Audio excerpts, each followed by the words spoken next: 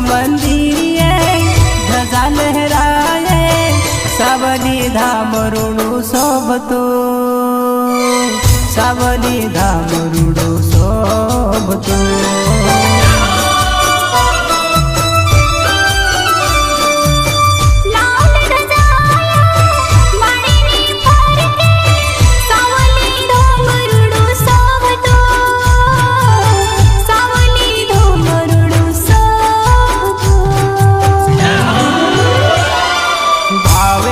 भुवाजी ने दर्शन दीधा सावली रे धोमे महाकाળી प्रगटाणी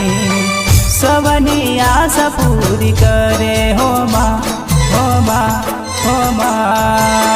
महाकाળી माना मंदिर ये हो महाकाળી माना मंदिर।